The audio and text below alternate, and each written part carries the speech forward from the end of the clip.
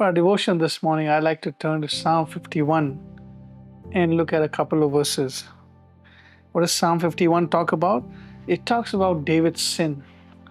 Now, sin is a very dangerous thing to talk about. What is sin for you is not sin for me. But the Bible is clear. For God, sin is sin.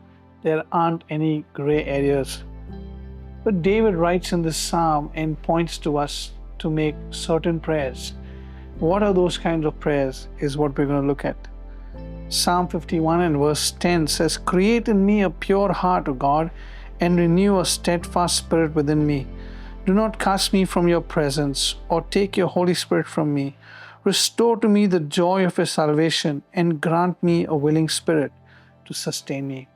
Three kinds of prayers that David prays in moment when he sinned.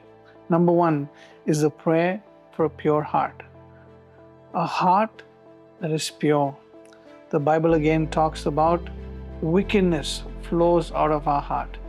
And so which is why David prays for a pure and a right heart. Secondly, David prays and says, "Renew to me a steadfast spirit," or "renew to me a right spirit."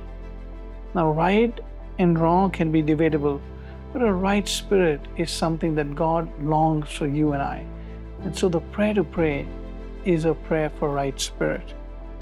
Then David writes in verse 11, "Don't cast me from your presence." He prays a prayer saying, "God, draw near to me and draw me near to you."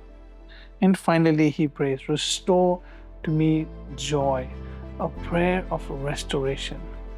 God bless you and have a wonderful day.